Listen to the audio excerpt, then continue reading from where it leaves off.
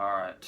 Kind of a pretty decent week, but... It was not what we expected at all. As far as popularity is concerned, I don't think we're going to be doing a whole lot. So, we just kind of... You asked me what order I was going to do these in. I had no idea, and then this is the order we're going to do them in. So, here we go. We actually have 3 that came out, and then one that just kind of... materialized last minute. We didn't... a lot of people are starting to see Hell or High Water, which is still nowhere near here, of course. I think it's got 12 screens now. That's weird. It's very, very small. Because I know quite a few people that have already seen it. How did they see this already? Because they live on the right boys. I went to Box Office Mojo the other day and it had four screens. It was basically like Killshot. Anyway, but hopefully that's sooner rather than later that Hell or High Water comes to us. In the meantime, we're going to start with War Dogs, which is Todd Phillips' new movie, starring Jonah Hill and Miles Teller, which is basically Lord of War by way of Pain and Gain. Yep, that is a great comparison. With a little bit of Jonah Hill has kind of graduated, and now Jonah Hill is Jordan Belfort. Uh-huh. Okay, so we're in all this. It's basically... We're really, really in a phase now with these movies these heavily edited movies about excess. Like The Wolf of Wall Street and Pain and Gain and The Big Short and American Hustle and just all those. This kind of falls into that, too. There's a damn lot of Lord of War in it. There's 472 theaters right now showing it. Hell or High Water? Yeah. And obviously, like... I think almost, if not all, the movies I mentioned is a true story. Now I've heard both ways. I hear it's fairly accurate enough to where some of the shit that we might think is too crazy to be real actually is real. Like the Pain and Gain stuff, this is actually still happening. But then I've heard other things where they took a lot of liberties. Of course. So I'm not really sure what to believe and what not to believe when I look at this, but I like to think most of this crazy shit happened in one form or another, even if it's obviously glamorized for storytelling purposes. It's like I said, it's basically just another one of those in that area where 2 young people basically find a way. It might be legal, it might not be legal. Sometimes they might not even know if it's legal or not legal. To basically make themselves multimillionaires. Despite the fact, the way Jonah Hill puts it is, Miles Teller says it's really weird for him to be in this gun running business because he's anti-war. And Jonah Hill tells him, well, this job isn't pro-war, it's pro-money. So, you just gotta look at it that way. Because, like I said, Jonah Hill's basically playing a potentially psychotic Jordan Belfort. So, and before I go further, I would just like to go ahead and mention the fact that I was thinking this the whole time I was watching it. And when we got back last night, I was thinking I want to look it up to see. Like, typically I don't look at reviews, especially before I do my own. Right. But I want to see if people kind of want to say wavelength with me here, because I would like to think it's something that's being talked about, and it is. Good. Not to the extent that I'm going to say, but people are kind of on the same page with me. This is a dark horse right now, basically.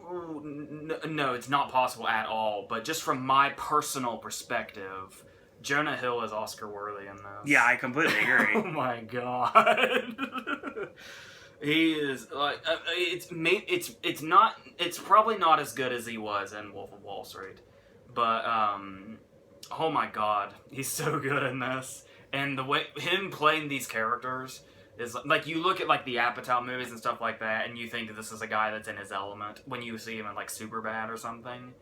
I feel like shit like this is Jonah Hill in his element. I agree. Because he does get the chance to be funny, but this is also much like Donnie Azoff in Wolf of Wall Street. This is a guy that's totally and completely off his fucking rocker, in the best way.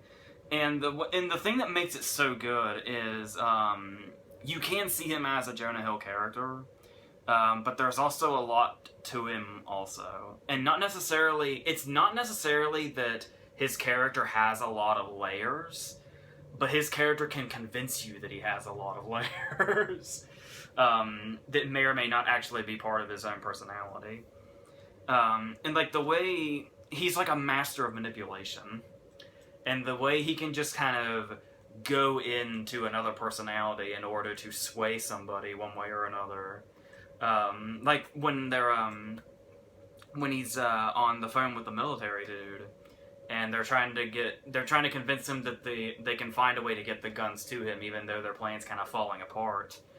And just right there on the spot, he whips up this backstory about having a wife and daughter in there. And he's on the phone with the guy, yet he actually conjures tears just to make it more convincing. I love the way the scene ends when the dude hangs up on him and he just immediately snaps out of it and he's like, oh, fuck that guy. It's a really, really damn good performance. It's basically like the money management skills of his character in The Wolf of Wall Street and his phone skills that he had in Moneyball in one character. Yeah. Another good comparison. It's good. He even also, like, a lot of people were saying, what's wrong with him, and, you know, is he gonna have a health problem or what? It's to my understanding, he's so huge in this movie because he intentionally put on weight for it. Like, he's supposed to look as kind of hulking as he is. See, I really can't praise Jonah Hill enough, and I really like the decisions he's making as far as where to take his career with parts like this. I don't want him to get typecast or anything, but I still would love to see him in more parts like this.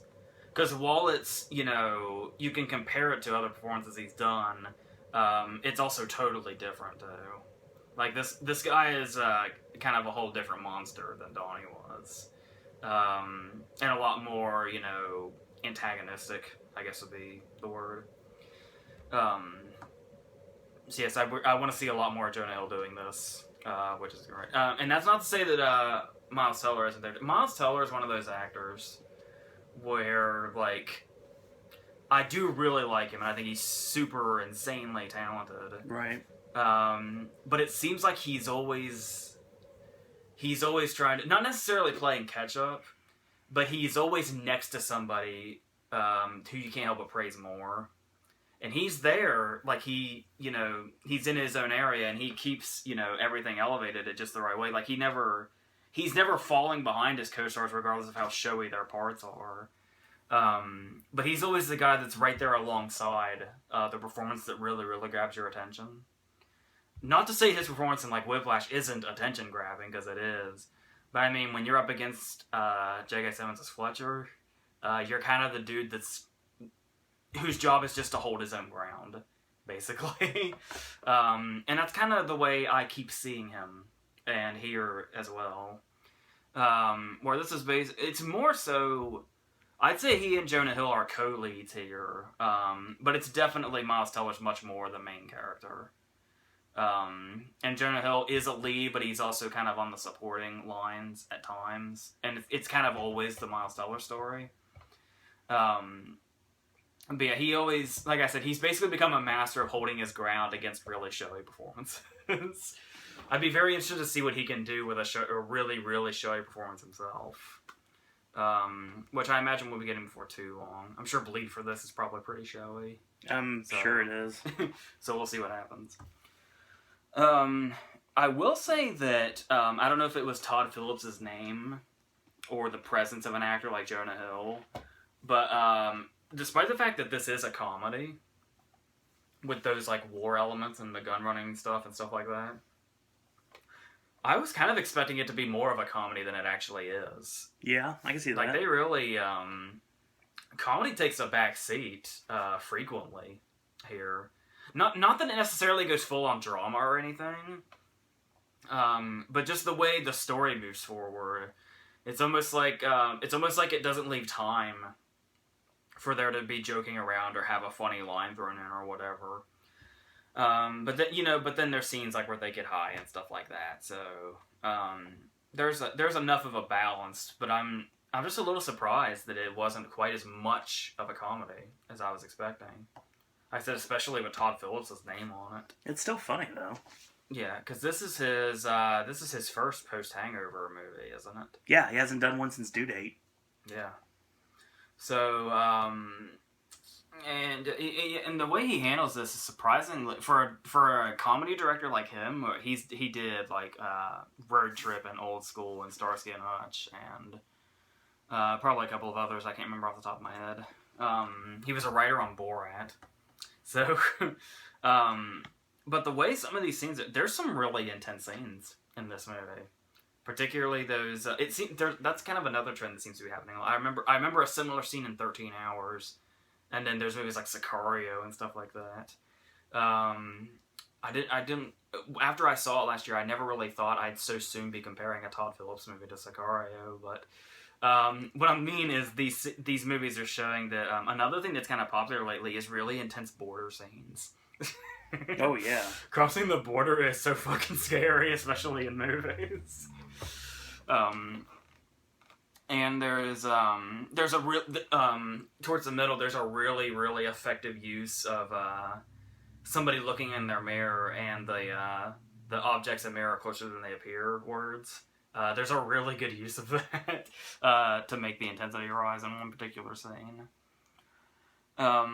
If there's one thing here that might be a problem, it's that obviously you watch the movie and you get to know these characters, and it's referenced many times. But also when you just look at the poster kind of looks familiar, doesn't it? Yeah.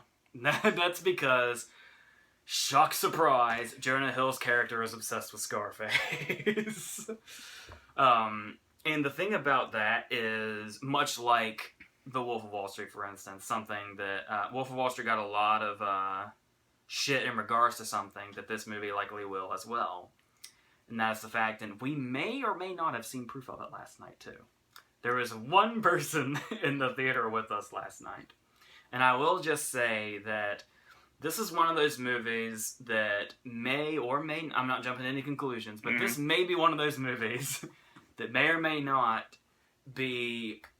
you might say, I don't know, I struggle to say it's a cautionary movie, but it shows that if you're going to, much like all the other movies I mentioned, if you live this life of excess by doing illegal things, eventually it's going to come back to bite you in the real world. But there are people out there that watch movies like Scarface and The Wolf of Wall Street, and probably this, that view it as a training video. Yeah. And they, the dude types, the dudes that have, all the Scarface memorabilia in their college dorms, and just have the movie on Scarface on repeats. They're fucking alien from Spring Breakers. Scarface on repeat all day. Right. The movie can probably be taken the wrong way by people like that. Because they're, like I said though, I don't think it's necessarily a cautionary story in the way Scorsese says The Wolf of Wall Street is, or stuff like that.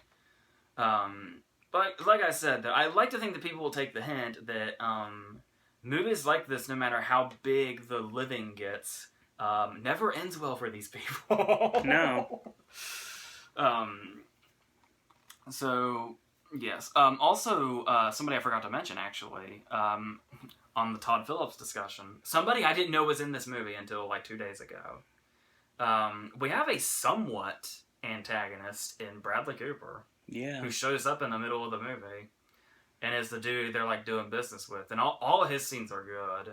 And like I said, the very last scene of the movie is pretty intense in a way I can't really describe. Because it's the last scene of the movie, so I won't go too much into it. But it's a really nice ending scene. Just kind of the way that, you'll see it. Assuming you see this. I have a feeling you might if you listen to the review. And while I do like I was saying, it's not as much of a comedy as I initially thought. Not that that's a problem, it's just going against expectations is all. There is definitely, mainly with Hill's character, but also just kind of in general, especially when we kind of get farther and farther into things. Another really appealing thing about this movie is the darkness that lurks in it. Because there's, like I said, there's living in excess, and there's the partying, and there's the drugs, and there's the women and all that. And there's a subplot where Miles Teller's starting a family, and everything's wonderful. But this movie definitely shows that it's not exactly all, fun and games. And it really starts to kind of, like I said, the farther it goes into it too, the kind of those dark undertones kind of really start. They start off as undertones, and then they kind of start to come forward the more it goes. And I thought it was just really handled really well, especially by a director that's known for really broad comedy. And there's one thing throughout the movie I wasn't sure if I liked or not, and that is the way it's kind of split up into, I don't know if you'd call it chapters. I would say so. It's kind of like, it kind of does it in the way Clerks does. Yep. But every time, it's not like necessarily a chapter head or anything like that, but it's a quote that's going to show up some point in the section of this movie. And you're not really quite sure what context the quote's going to be in or who's going to say it when the quote comes. But every time one of the sentences comes up over a black screen, you know that line is going to be said at some point before we get to the next one. Yeah, that occasionally it's effective. I think sometimes it might be a little unnecessary. But like I said, there's at least a couple of moments where it has a really good payoff. So, if there's only one big problem I have with this movie, I'm not quite sure. I don't know if it's because it feels episodic, or if, like I said, those sentences make it feel like it's really, really broken up or what. But as much as I like the movie, there's one major problem it has. It feels really long. Yeah, it's a very long movie. It's 2 hours. It's like an hour 59.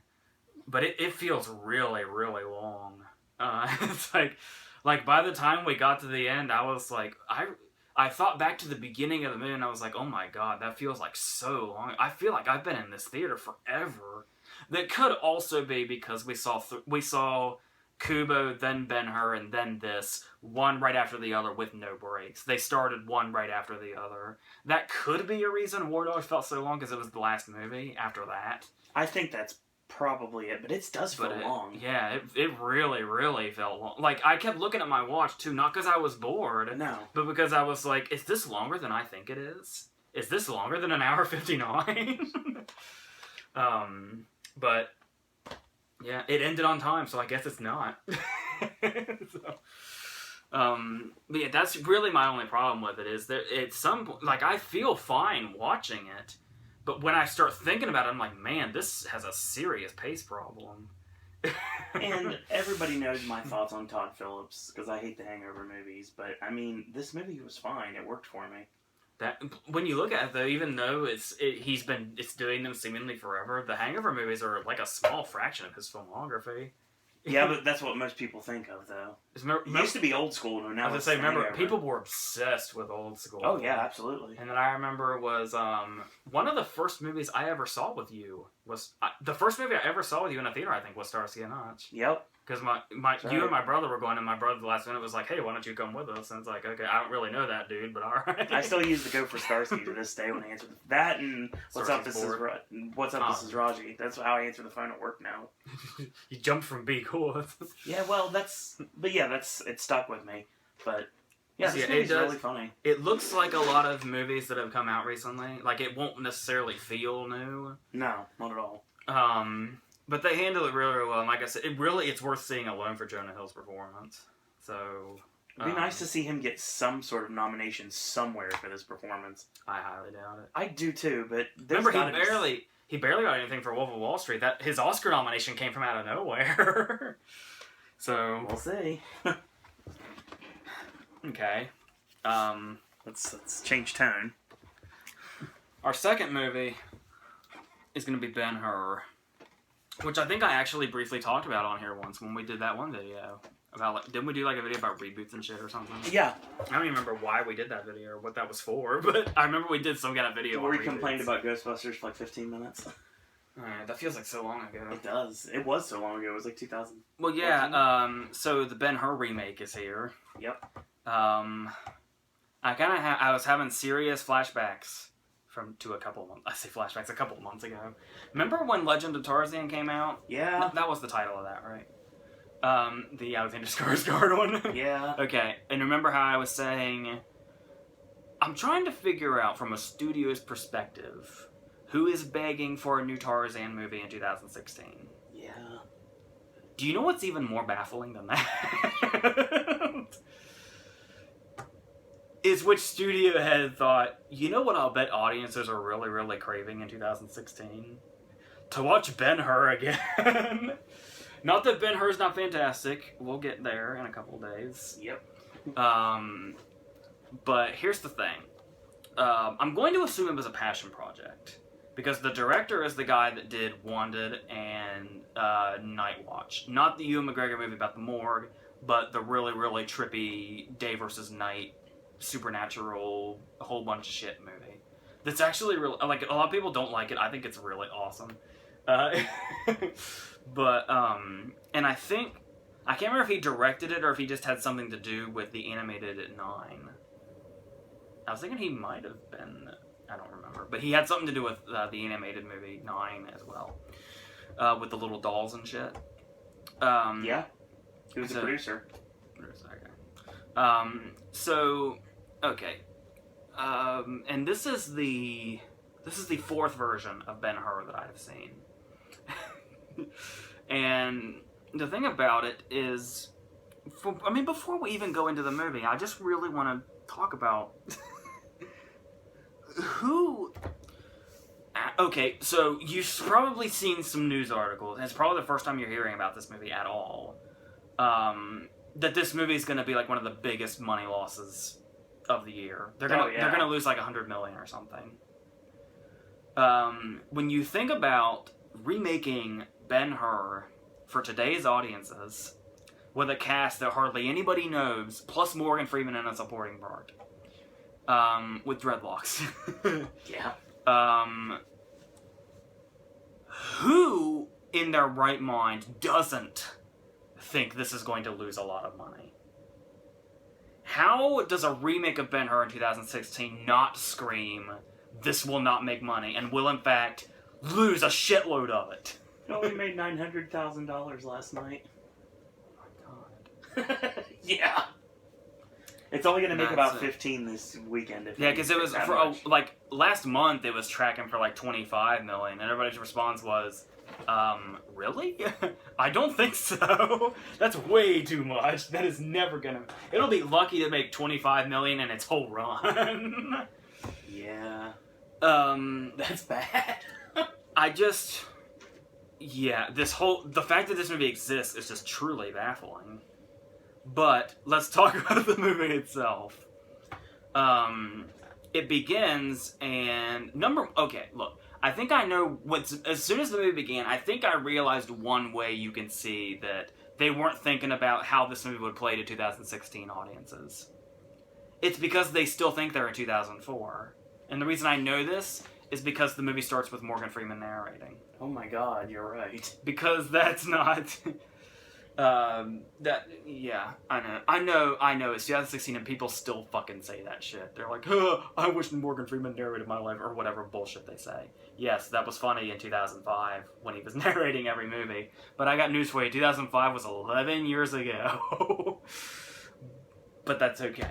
So, regardless, we begin with Freeman narrating. Despite the fact that his character is, I guess he's doing the Hugh Griffith character, who is in the original the 1959 Ben Hur, for like 10, he won an Oscar for it, but he's in it for like 10 minutes, and the movie's 3.5 hours. But we're going to expand his part and give it to Morgan Freeman, so that Morgan Freeman can narrate until we get to him midway through the movie.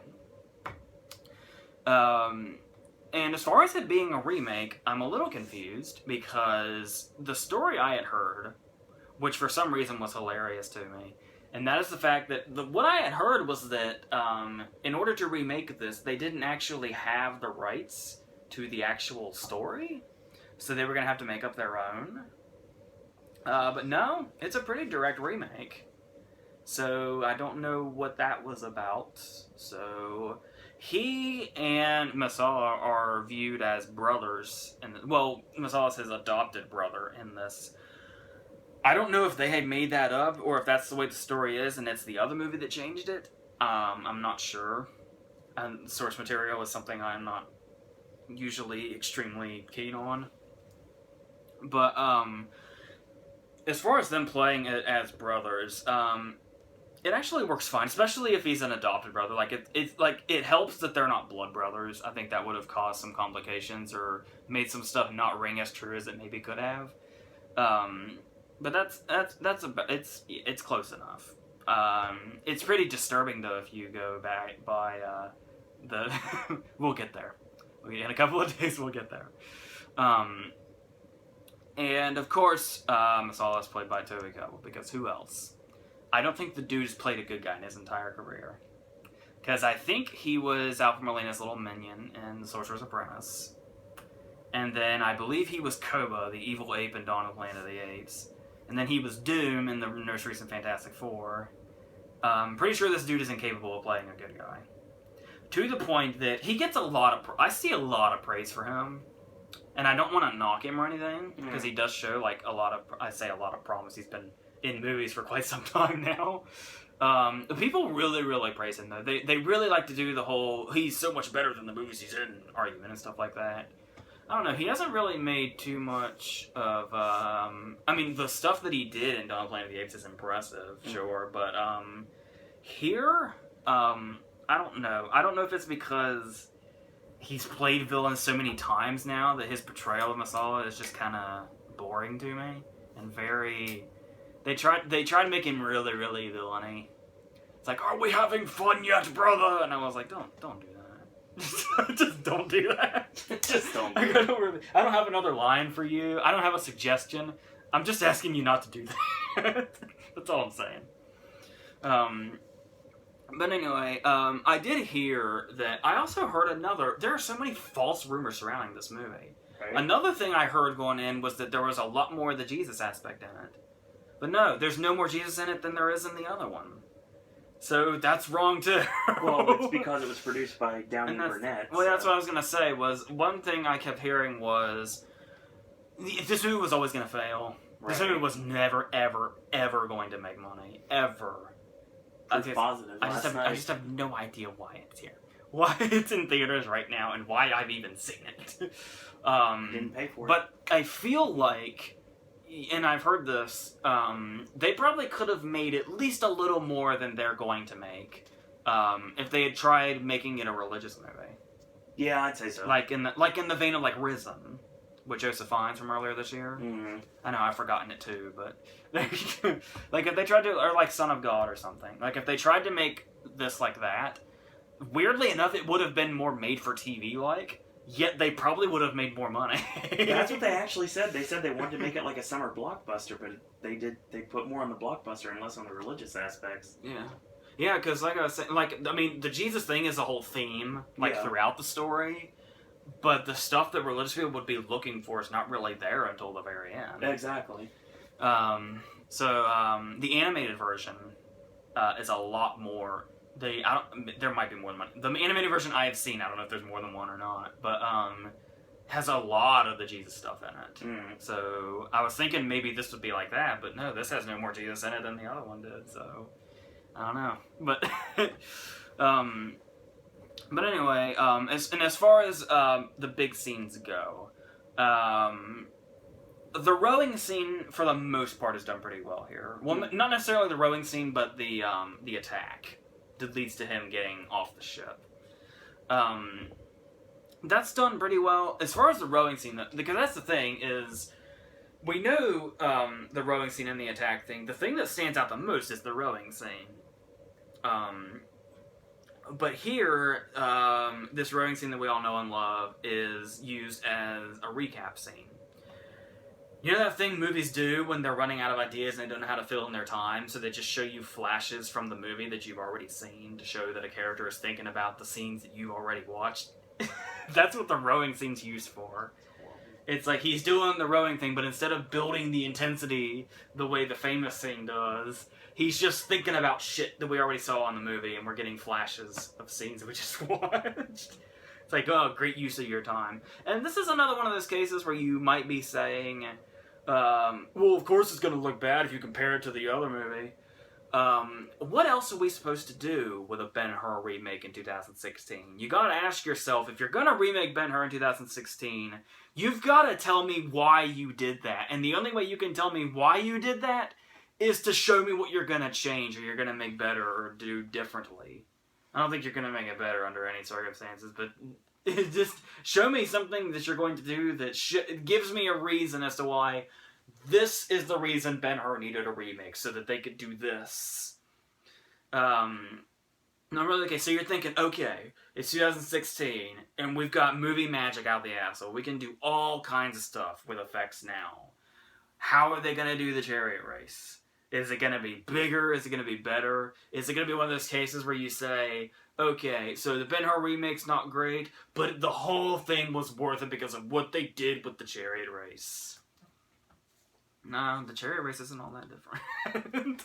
It just kind of... We're a lot closer to it, which is probably maybe worse. Masala doesn't even do the blade thing. That's like the most famous fucking thing about the chariot race, and they don't even...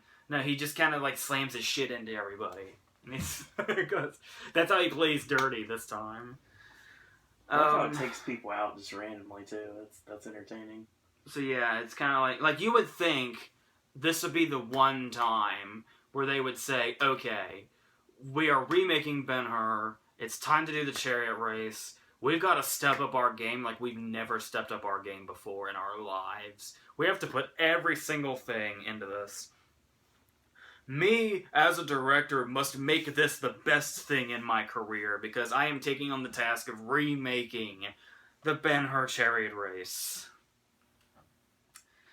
And you just come away not thinking any differently. It's like, yes, the chariot race is part of the Ben Hur story. And it happened. The end.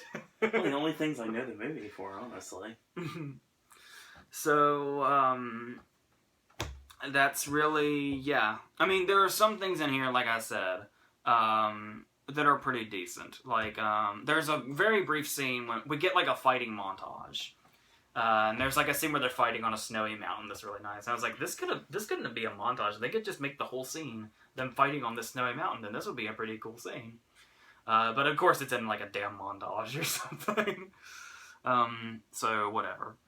And then there's more. But going back to the attack though, there is. It gets surprisingly brutal sometimes. Like there's the point in time when the boat that rams them has that dude attached to the front of it. And when they ram into it, you just see like this spray of blood amidst the water that comes in. That was pretty hardcore. And just those little moments like when he whacks the dude with the oar is kind of nice little touches that weren't in there before. But, you know, like I was saying, as far as the attack goes after the rowing scene, it's pretty much the only thing they kind of tried to step up from everything we already know. And it's just all... It really just kind of makes you wonder, yeah, how can you really get into a movie when all you're wondering is what is its purpose for existence? I don't know. But, and of course, Freeman comes in. And like it's weird to me that Hugh Griffith won an Oscar for being in the 3.5-hour Ben Hur, and Morgan Freeman playing him in a 2-hour version of the movie has more screen time than he did. It's weird. It's Morgan Freeman with the dreadlocks, which is unintentionally hysterical. There were some times I didn't want to laugh, but I almost had to. Just fucking gut busting. Like just don't try to deny it. It's fucking hilarious. Just let it go. Just And the thing about it is, all they really do here is just, shock, surprise, make him the wise old man. But even to a laughable degree, because there are those things. The wise old man's point is for him to say something, and then for it to come back later at just the right moment and send our hero to victory. But the thing about it is that Freeman says his wise old man line. It's gonna come back later. And then, like, the next scene, we're getting ready to start the chariot race. And then Jack Houston says, someone once told me, and then he says the line that Freeman said, and Freeman's like, oh, you listen, you've surpassed the teacher, whatever the fuck. And it's like, yes, someone once told me a line in the scene right before this. Speaking of the chariot race, I did kind of like the way it started. Like, at first I was like, are we really doing we're gonna start here and then we're gonna backtrack thing? But I actually kind of like the way the opening scene is the start of the chariot race, and we see the rivalry between him and Masala and stuff, and then it dissolves into them when they were back in their, like, friendly and brotherhood and stuff like that. I kind of like the way they started it like that. But there's only so many. Like, it's not even. It's not necessarily a bad movie or anything. It's just there's just why, if you're not going to increase upon it, like, what is? I guess I get it if it's just like, a director's passion project or something. I'm sure it's, a lot of directors say, I really wish I had made that movie. Oh, in this era, I can make that movie. But you kind of gotta do something that's... Because for a director that does movies as stylish as Wanted and Night Watch, this movie is so not stylish. This movie has no real signature to it. Like, you would think that would be the whole point of a director desperately wanting to remake a movie that everybody knows, that is this epic 4-hour masterpiece, considered. And there's just no signature on it. It just kind of blends in with all that shit that's like this. There's very, very low-tier gladiators that come out occasionally. That's it. That's all. And it sucks for Jack Houston, too, because he's a really good actor. I think I've mentioned this before, it's in his damn blood, so he's got it no matter what.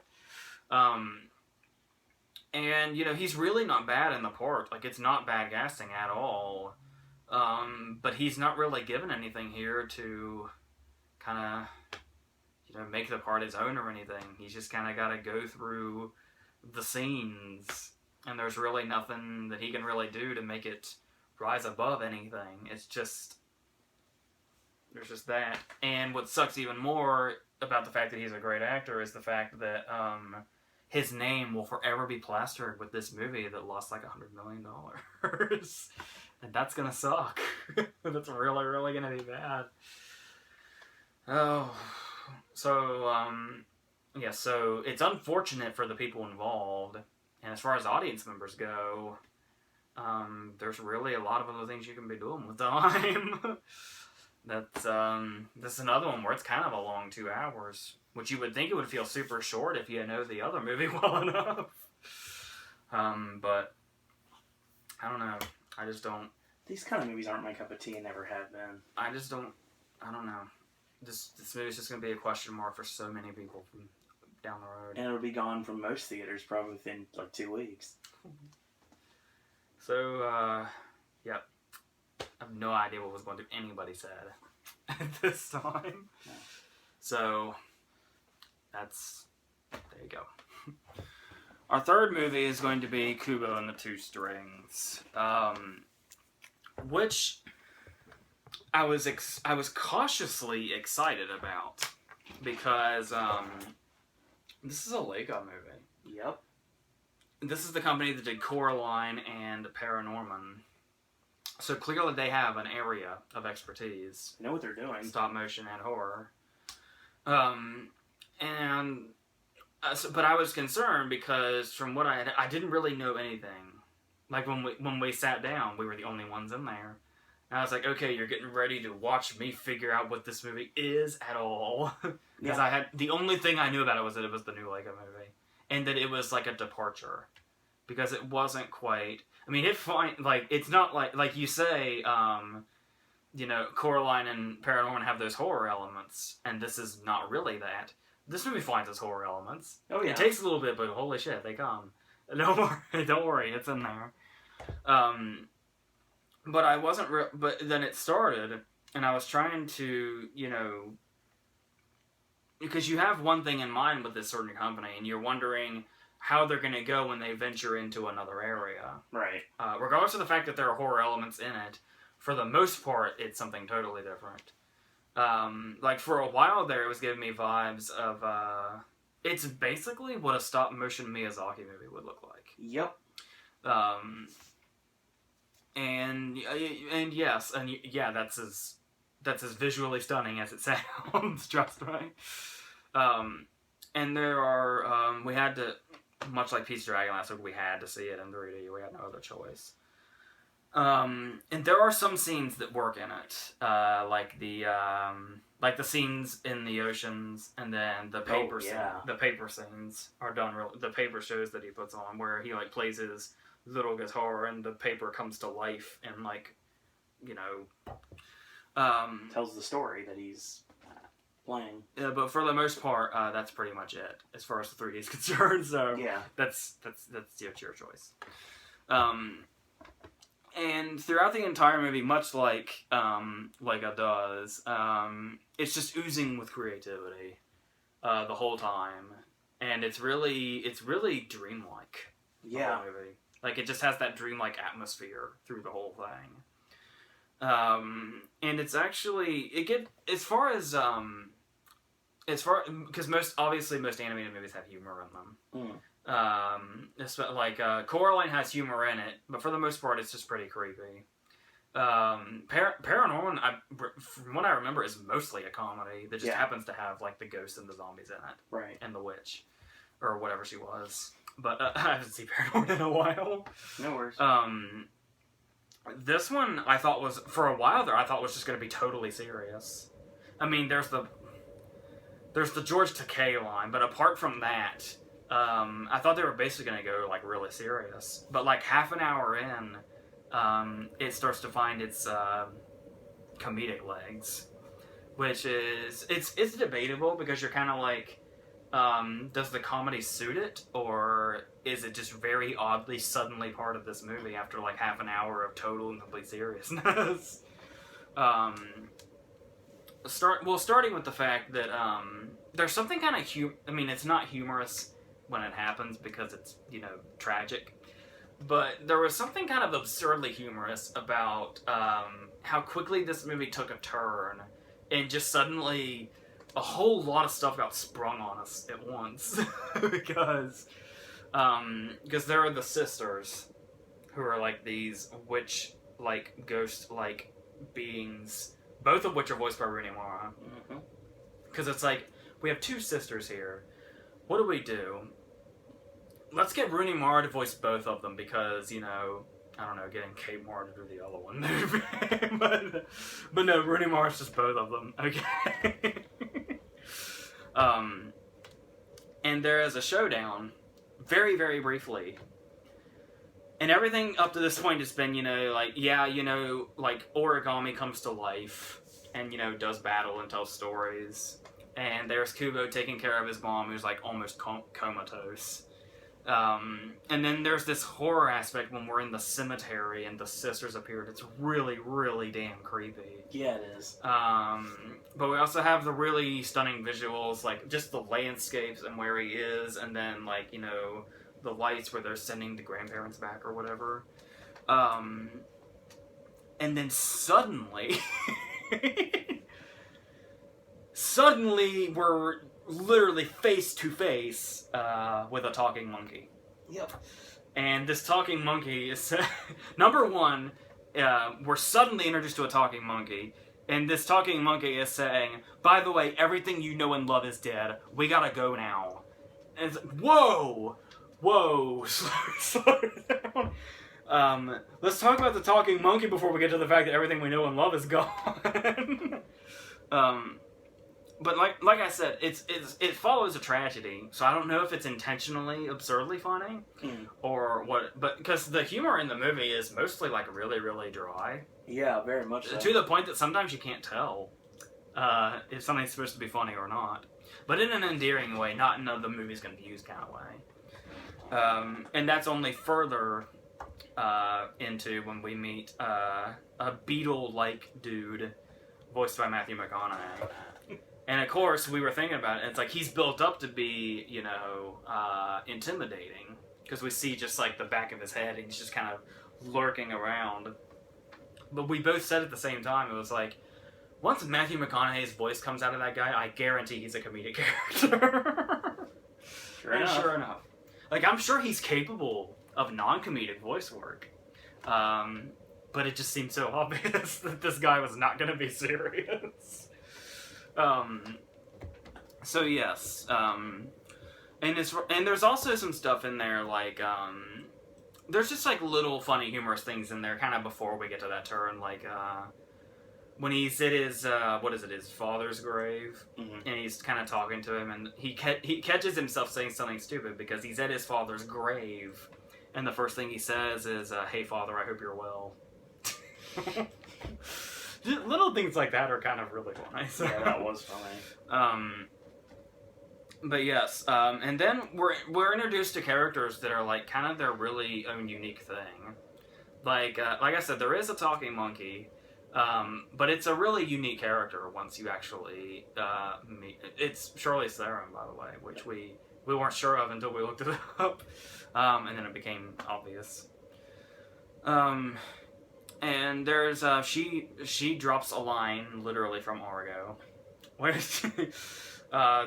have to like infiltrate something, and they're talking about it being a bad idea, and she says, "This is the best bad idea we have."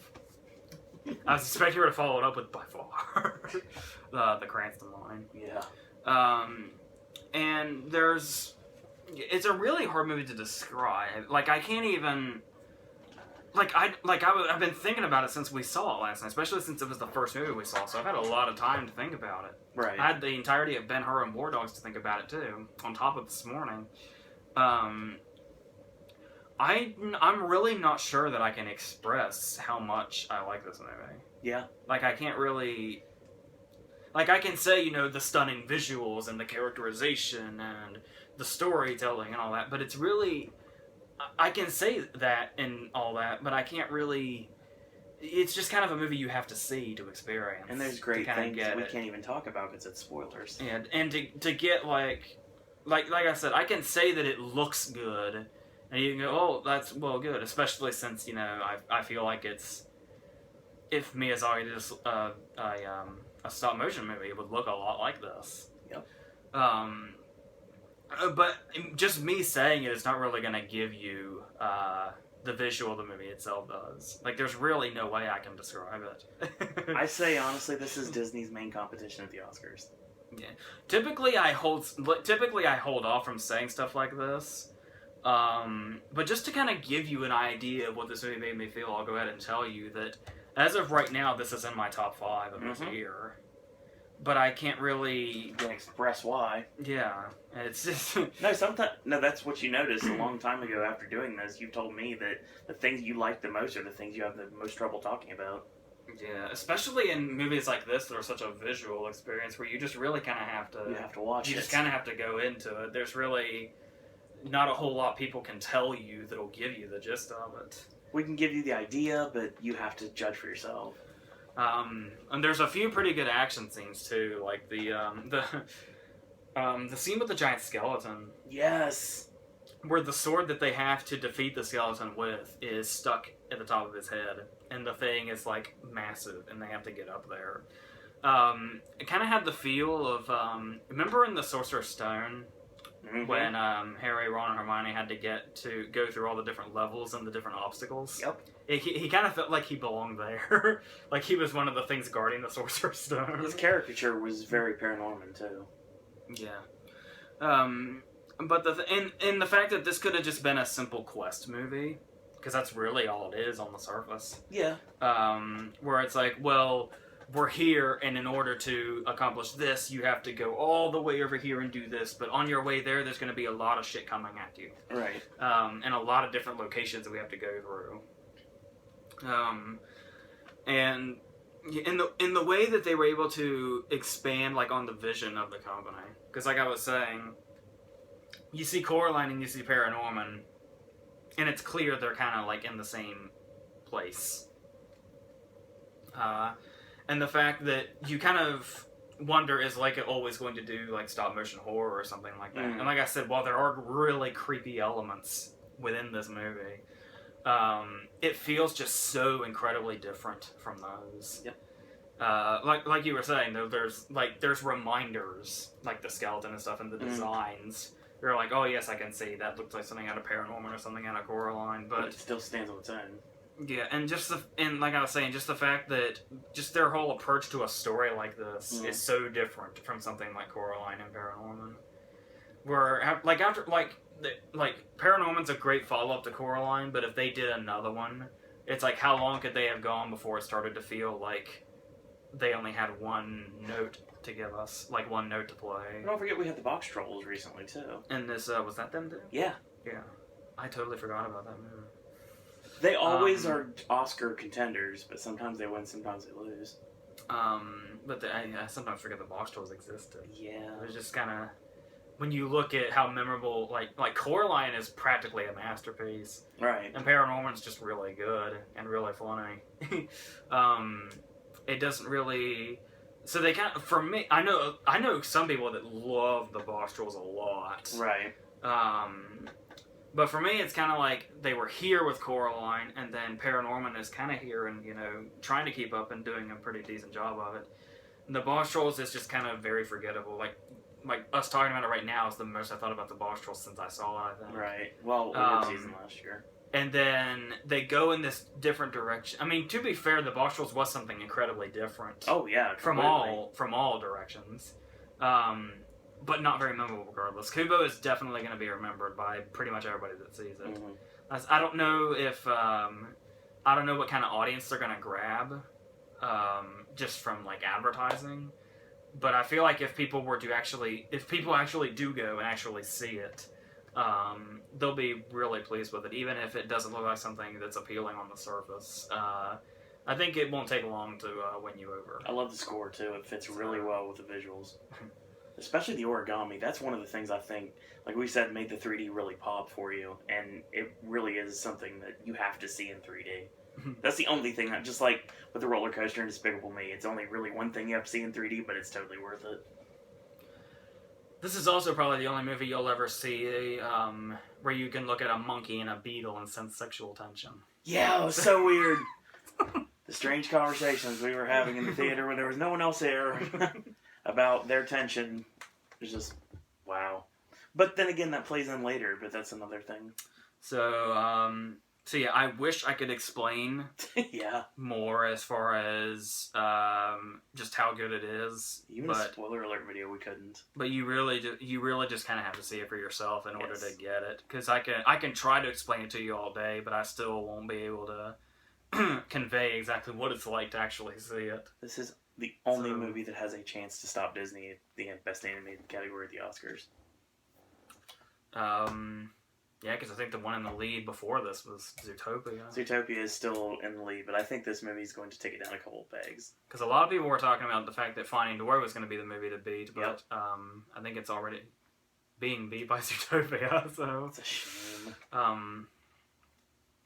Okay, so real quick, let's go into the last movie. Well, it's a movie that was just kind of sprung on me that I just saw unexpectedly, and that is I Am Wrath. Typically over the weekends, I will have a movie night with my family, because they go to Redbox. And usually they get the stuff that I've recommended to them. Like, the week before this was Eddie the Eagle. So I got to see that again, which is nice. And this week, they chose I Am Wrath, a movie I had not seen yet.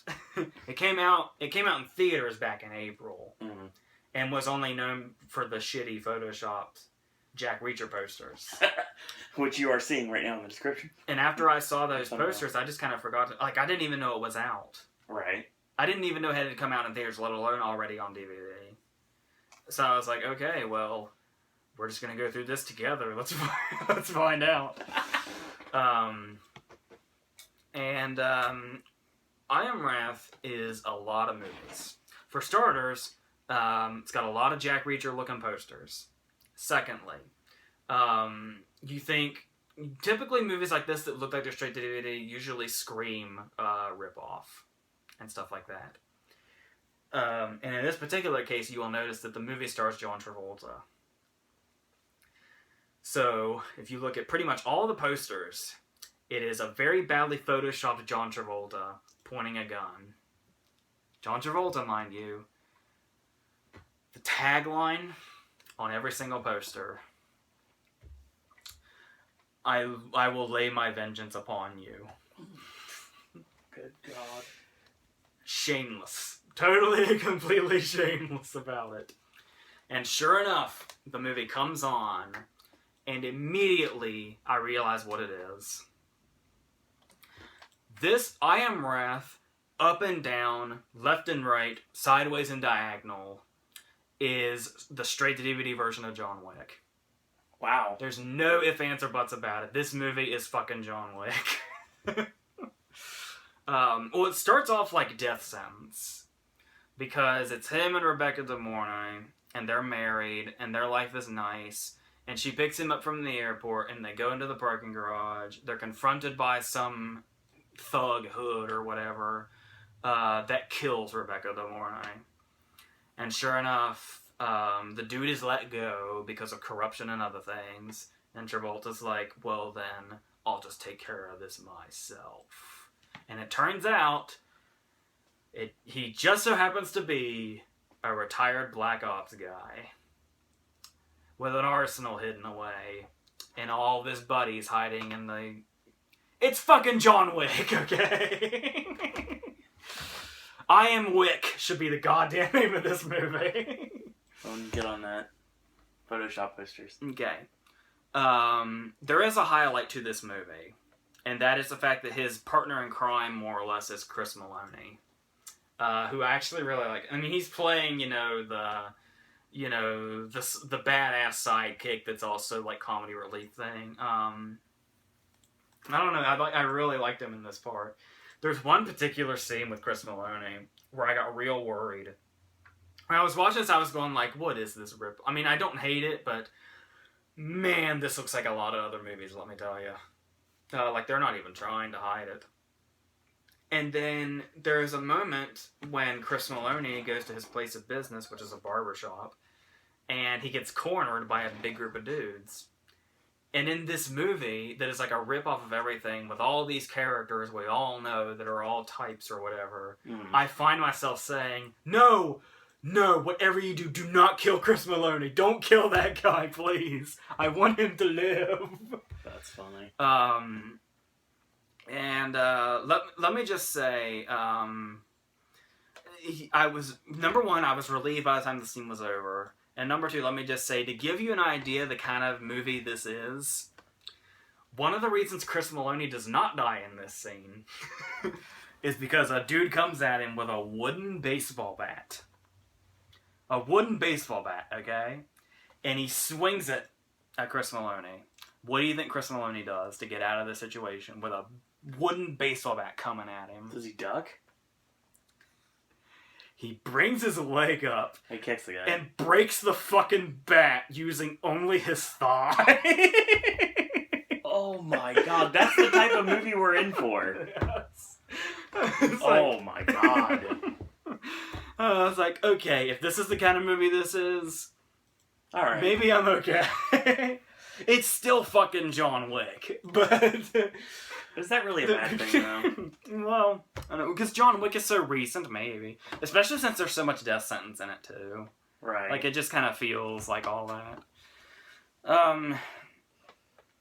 But really, the main problem, though, is just how poorly it's put together. Because it's definitely one of those movies that was obviously very cheap to make. You can tell by just looking at the posters, but when you watch the movie, too, like, it's just one of those things that's very, very...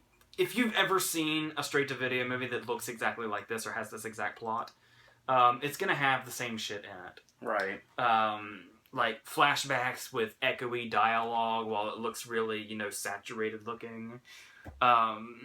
There's going to be there's a moment when he he's laying in bed and he's thinking, oh no, my wife Rebecca De Mornay, she's gone, this is horrible. We're kind of far into the movie now though. And remember how I said the scene where she dies at the very beginning is when they're walking out of the airport and then they go into the parking garage? And right. That's where she's killed. Well, he's laying in bed without her, and he's thinking back to his memories with his wife that he spent however many years with. They have a fully a grown adult daughter. So they've been together for a long time. We'll say at least 20 years they've been married. This scene where he's remembering their life together involves 3 flashes of her, like, laying in bed, or her at the kitchen sink, or her on the couch in the living room. And then one of these, they ran out of Rebecca De Mornay footage. So one of the scenes he's remembering, not because of what happened, but when he's remembering her fondly, remembering her, like, smiling and laughing, one of his memory, it goes from, like, her in bed to her on the living room couch to the scene where they were in the airport and in the parking garage. It's like, how many memories do you have of her in all these years? It's like, I understand if he was, like, remembering, oh, that's the day she died, but no, it was in, like, a montage of their happy memories. And it's like, why is he remembering? It's because that's the only footage they had of Rebecca De Mornay smiling. It's like, okay, that's how poorly they put together this movie is. And it's another one of those things where any of the setup is really obvious. Like, it has a really obvious payoff or it's going in a really obvious direction. There's one thing... Okay. The title. The title comes into the movie twice. The first time is actually kind of cool. And that is when he's infiltrating one of the dudes, when he's looking for his wife's killer, one of the dudes that he has to question works at a tattoo parlor. So he goes and he's like, I want to get a tattoo. I heard you guys were good, so I want to get a tattoo. And he's really trying to be incognito and stuff. And so he's kind of laying down, he's getting a tattoo on his back that we can't see. And the dude's just like, man, this is a sweet-ass tattoo you want. And then he's kind of like slowly interrogating him, and then they start to figure it out. So all the guys kind of come in and close in around him, and an action scene's about to break out. And just before the action scene breaks out, he stands up. And just as his shirt's about to come down, you see the tattoo he's been getting was I Am Wrath down his back. It actually is a lot cooler than it sounds. But then the title comes back again. Like, they couldn't leave it at that. They couldn't leave it at the title being dropped in a cool way. That's not bad. The second one was, it's towards the end. And he's doing the whole thing where, you go to the main villain's house and he's like a rich guy and so you gotta take out all his henchmen and stuff like that. Of course. Then it's kind of like a video game, you gotta just get up to the main boss. My mom's typically not somebody that views movies as predictable. Like, she just kind of watches them play out. Right. And then just kind of lets it play out. She's not typically one to kind of call what's going to happen and say, oh, this movie's predictable. But he took out a dude. He's getting ready to take out a dude. And the guy looks up at him. And he's like, who are you? And Travolta just stares him down. And my mom's beside me going, I am Wrath. Say I am Wrath. You're going to say I am Wrath. Nice. And sure enough, very slowly, Travolta finally said... Oh, that's bad. I was like, if you left the title at the tattoo, that probably would have been really cool. Yeah. But no, the words had to come out of his mouth. This is another one of those cases where, I was trying to remember, here it comes again. It's back. Sicario. Okay. The ending is very much like the end of Sicario. Except, obviously, because, this is some straight-to-DVD John Wick ripoff. We're not going to go the full extreme, but take the kids out of Sicario's ending, and you've pretty much got it. Okay. The ending of this movie. It's another one of those cases where there's, like I said, there's a whole police corruption angle. And after a while, it gets like this in the right movie, and if it's pulled off the right way, this can be kind of cool. But in this movie, as the more it went, it just kind of felt excessive. This is one of those movies where, like, almost every single character we meet that's not already established turns out to be a villain. Like, every single person we meet is practically a bad guy. Wow. So there's that. And this is another one of those movies also where it's there's like a character that we've I honestly can't remember if we had met this character before. But towards the end, we have the daughter, we have her kid, and we have this other girl that's like a friend of the daughter's or something. As far as I can remember, we had not met this character before. But naturally, since it's getting towards the end of the movie, the house is going to be raided. And so the bad guys come in, and there's all this stuff. And it's like, we're going to take you hostage, and, you know, all that stuff. We're going to kidnap you, and he's going to have to save you, and all that stuff. And then they shoot the friend. It's like, I'm pretty sure we haven't seen the friend before this scene. Okay. But holy shit, when they shoot the friend, they really want us to care about it. It goes into slow-mo, everybody's screaming, and it's like, I'm pretty sure we met this person 2 minutes ago. But, okay. Alright. And then nobody seems bothered by it for the rest of the movie. Like, the kid is like 6 or 5 or something, and witnesses it. And his response to it is just, Mom? And then it's like, and then she's like, okay, yeah, I'm here, yeah. And then it's like, okay, we'll just totally forget that you just saw that. That won't affect your life long term at all. Wow. There's one thing, I thought the ending was going to be kind of senseless.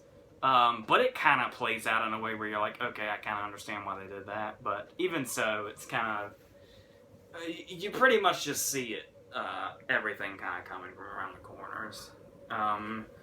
But really, if there's one thought that I walked away from this movie having, it's that, what exactly does Travolta have against Nicolas Cage? Because first he took his face, now he's taking his roles. Oh, and I think Travolta in tattoos, I think Ryder. No. Is there any Ryder in this character at all? Not really, because this guy's like a straight up good guy. He's baby face, okay. So I mean, like, he's hardcore, like he'll kill a dude, but he's a good guy about it. So I think he's still butthurt about Thomas Jane's Punisher movie, and he wants to make his that's another. work. Like, as soon as it started, I was like, he's on the other side of the Punisher now. Yep. So yeah, there's the Punisher, there's Death Sentence, and there's John Wick. That's not a bad 3 things if you're really into that genre. But it's a very, very straight to DVD feel. So yeah. Oh well.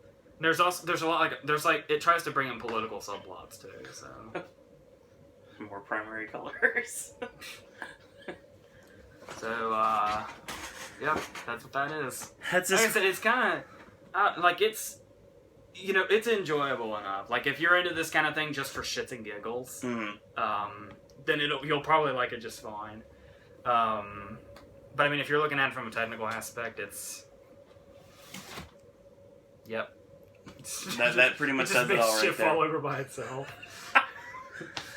Alright, so it's another edition of AJ's Movie Reviews. Next week is actually going to be Don't Breathe, which we've both been waiting for a long time, and Mechanic Resurrection. Hands of Stone is listed as wide. We'll see. Hopefully. It's the Weinstein Company, so it could go both ways. Yeah. So that's coming. It's usually bad for us when it just says nationwide without an actual number being given. Yeah, that's never a good It usually sign. means it's probably like maybe 1,000 or 800 or something. So, for like the rest, like the Neon Demon and the Infiltrator, right? Where it was like it got as far as like a half hour away from us and then it just stopped. It never came around here. So annoying. I can say the same thing about Florence Foster Jenkins and a Swiss Army Man too. They both were almost here, but nope. So Happy Society is kind of in our grasp, but I don't know that we're going to make it with the way time is working out. Let's hope. Well, you have to have another week. But We'll see what happens. We'll see. So hopefully.